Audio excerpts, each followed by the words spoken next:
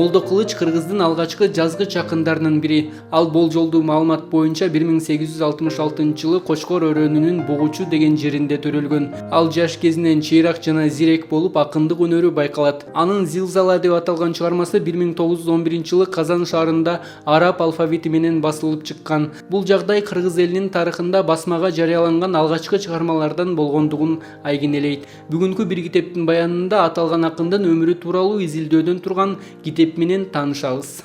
Саламатсыздарбы? Бүгүнкү бир китептин баяны рубрикасында Молдо Кылыч Шамырхан уулунун чыгармалары жана ал жөнүндө изилденген макалалар жарыяланган мындай адабий жыйнак десек болот. Мында Молдо Кылычтын бардык чыгармалары берилип, ошонун ичинде Молдо Кылыч жөнүндө кандидаттык диссертациясын жазган, же болбосо атайын илимий изилдөө макаласын жазган жазуучулар, илимпоздор тууралуу дагы маалымат бар. Мисалы Тазабек Саманчиндин Молдо Кылыч жазгыч акын деген кандидаттык диссертациясын эч өзгөртүүсүз ушул немеде берген. Андан макалалар, мисалы Султан Раевдин Молдо Кылычтын кызына жолугуп, Молдо Кылычтын фамилиясы, мисалы биз Молдо Кылыч Шамырхан уулу деп мектеп программасынан бери кирип бизге сиңип калган менен Молдо Кылыч Шамырхан уулу эмес, Шамыхан уулу болуп,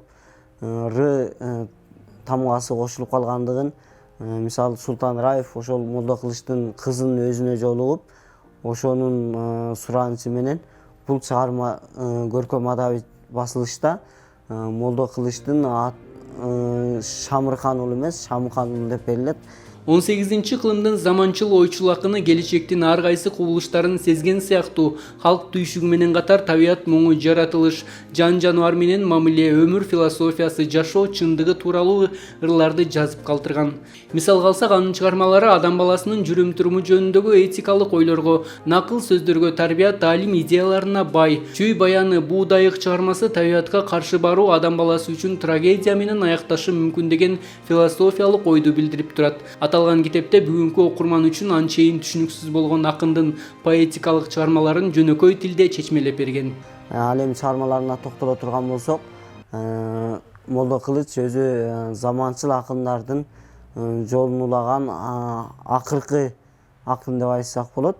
Ушул Молдо Кылычтын Зилзала, Зар заман, Кермето, ушул сыяктуу чыгармалары бар.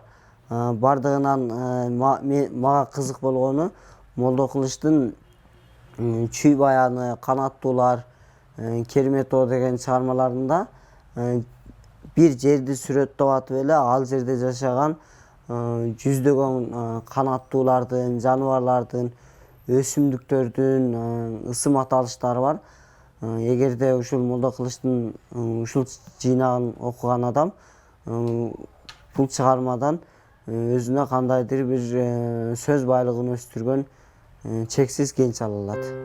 Молдо Кылычтын чыгармалары тоталитардык идеологиянын чабытында узак мезгил бою саясий кодулоодо болуп, кара сандыкка жабылган. Анын чыгармалары жөнүндө 40-жылдары илимий эмгек жазган окумуштуу Тазабек Саманчин, улутчул, космополит катары куугунтукка алынган. Молдо Кылычтын адабий мурастары демократиялык жаңылануу жылдарында элге кайрылып келгендиктен, анын өздүгүн изилдөө толугу менен кайрадан жандануу учурунда турат.